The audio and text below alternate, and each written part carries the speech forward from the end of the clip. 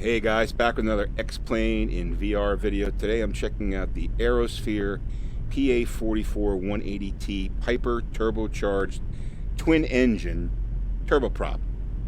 That's a mouthful. Aerosphere, I'll put the link in the description. This was a $23 plane. I purchased this and I just wanted to go over it a little bit, and I haven't seen any reviews on it, so I figured I'd put something up from the VR perspective. Now you saw the video in the beginning that showed you the liveries and what it looks like inside and out in 2D, but let me try to describe to you what it looks like in 3D with an Oculus Rift VR headset. So basically we're in the cockpit here. I'm going to remove the yoke here so I can show you everything. Now, full instrumentation. All of these instruments are in 3D. You can sense the glass in front of it because you can see some reflection on it. The needles are separate from the face of the instrument itself, so that gives you a nice, good three-dimensional perspective. Even the clock, you have an analog clock over here, which is nice. Now, the only dial on this instrument panel that isn't 3D, it's actually flat 2D, is this dial right here. I'm not sure, they must have just missed it. In any event, it's a flat, and also this too. Okay, now you've got full the switches over here. This is how you start and stop the plane. You can start up from cold. You've got your RPMs right here, your landing gear indicator. You got the brake, parking brake. You got the fuel flow, throttle, prop, and mixture controls. You got two sets of engine indication for oil, temperature, fuel pressure, and fuel tanks and stuff, and that's all lit up, and it has full 3D effect. Over here, in your avionics section, you've got a 530 GPS backed up by a 430 GPS. You've got your radio, you've got your Autopilot right here, and your transponder, and then over here you've got the ability to control flow of air in and out of the cabin. Some of these switches are basically just there for showing, like this switch here and this switch here, but most of the stuff is functional. Right here is how you control your the brightness of the nav stuff, and here's how you control the brightness of the instrumentation, the analog instrumentation. You can open and close the door, I believe. Let's just see. Yep, here's the door. There you go. Open and close both doors. And then I also have a window over here that I can open. Right there. Boom, boom, boom, boom. So that's a little air in. And that works just great. So all this stuff is really functional. I could tell you, even this compass is functional. And you can see it's like a ball floating inside there, which is cool. And you've got the temperature gauge up top. You also have movable sun visors on both the Copilot and Pilot section, which is cool. Let's take a look at the back here. Copilot seat right there, plenty of room. And then two seats in the back, fire extinguisher, some other stuff, and typical four-seater twin-engine Piper turboprop. So that's what it looks like inside. It looks very realistic. Let's just check the frame rates out here. So we're getting 42 frames per second in X-Plane and 94 frames per second in the headset. Now we're in Key West. This isn't custom scenery. I do have the photorealistic scenery installed. But other than that, it's standard scenery. So, it's pretty good frame rates. Now, I have flown this plane where I have custom scenery, and it did slow down to about 25 frames per second. I guess that's to be expected when you have more objects. That's part of the way that X-Plane 11 is designed too. But whenever you have these custom planes, these add-on third-party planes, you're going to have to think about frame rate. So, in an area where we've got standard scenery, we're doing 42, which is pretty damn good. So that said, maybe we take this thing up for a flight. I'll show you how the Autopilot works, and we can take it from there. So let's release our brake.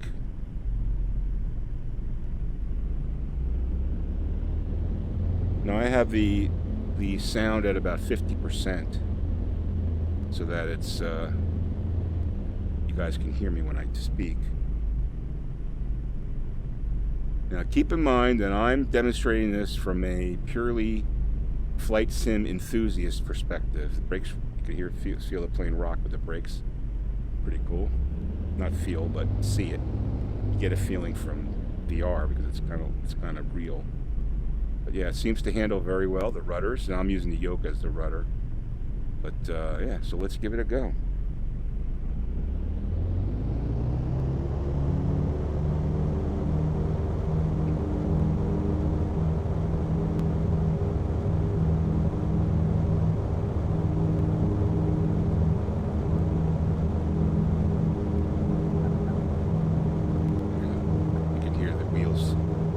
chirping there. All right, we're up.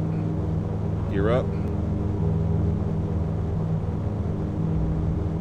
And we are moving.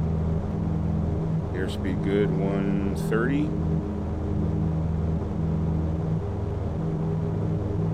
This plane is rated at about 12,000 feet. Flies at about 160 knots. Top speed. You can go higher than that, but probably don't want to. There's the outer marker. And we'll get our autopilot going here. Get my bug. Now the bug, you can't click the bug. You know, you can't scroll the bug. You have to hold it down. Just hold the mouse button down, and it'll move the bug to where you want it to go. Let's get our heading. All right.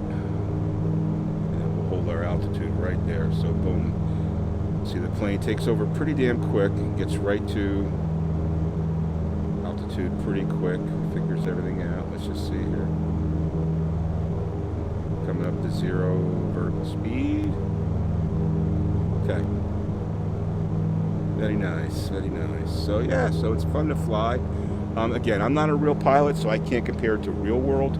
Comparing it to some of the other planes that I've flown, I mean, I certainly like flying this better than the stock Baron 58 that comes with this. The Baron 58 is all 2D. This is a 3D experience, which is what I want in VR. Even all the dials and stuff like on the avionics are all 3D. It feels like I could just reach out and touch it, you know.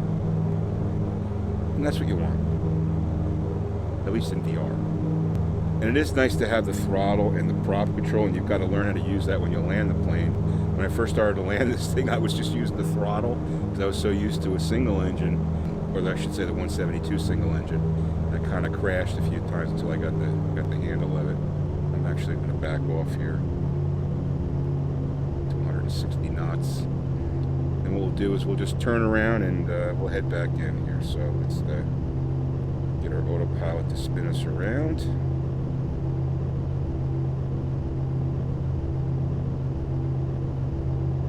Nice. Looks like about a 20-degree turn. Maybe 15. I guess it's about 15-degree turn. Nice and smooth. Yeah, I like this plane. I like the red. Now, Aerosphere has a couple other planes. They have 4 in total. 2 single engines, and they have another Piper twin engine, but it's not a turbo.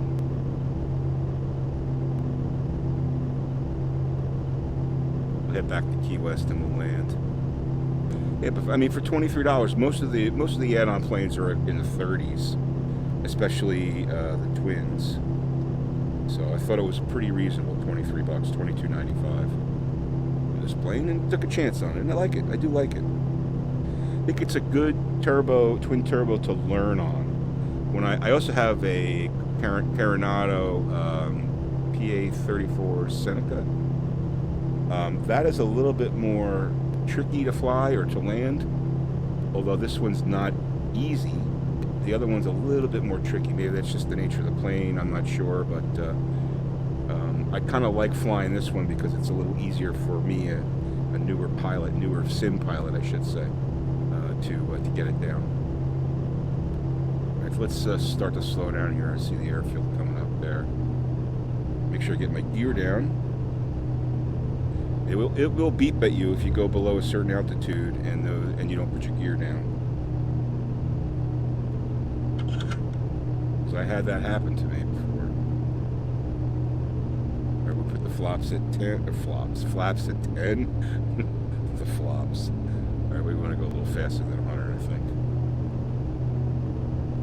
Keep it right around 100.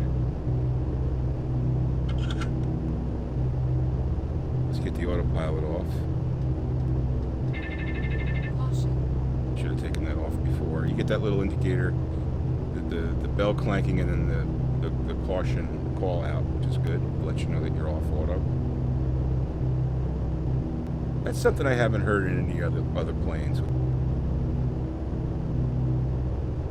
Now, there aren't any settings. There's no setting function for this plane. It would be kind of cool to have that, so you could maybe control the physics of it, or you know, maybe do like a maintenance on it or whatever. But anyway, it doesn't have that capability.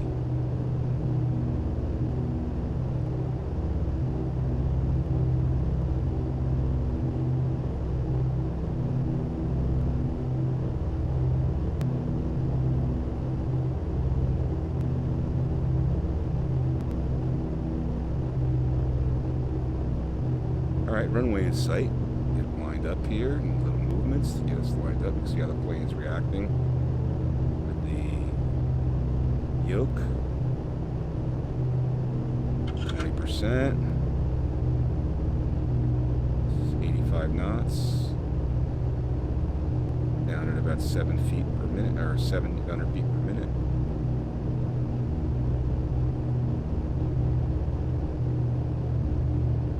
A little steep, but hopefully I can pull it off.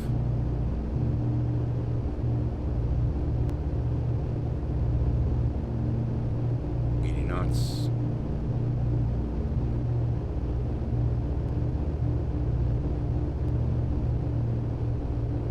Get it down and flare it out. Throttle back and prop back a little bit. Flare it. Let's get it down. Get it down. A little slower. That was a little hard, but that's okay. I don't think I crushed the plane. Alright, and that is the Aerosphere PA44-180T Seminole turboprop. Piper Seminole turboprop. Pretty nice model. I do enjoy flying it. $22.95 on explain.org. Definitely check it out.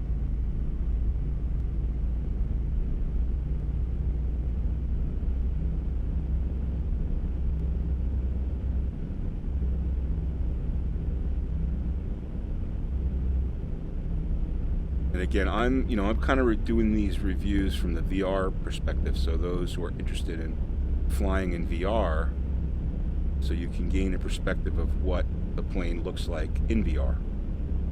You know, and I can tell you that it's a very cool, immersive experience. Every bit as immersive as any other of the other. You know, to me, one of the best planes so far that I've flown is the stock C172. It's a Cessna 172 because the gauges are all so well done. But this plane, gauges are really cool. Now it does, you know, the instrument panel has kind of a worn look, like, you know, it's been flown a little bit, which is kind of cool. You know, it feels like it's, you know, it's worn in to be in your plane, which is kind of cool. So that's my review of this Aerosphere PA44-180T Piper turboprop in VR. Certainly recommend checking it out. Thanks for watching, guys, and have a great day.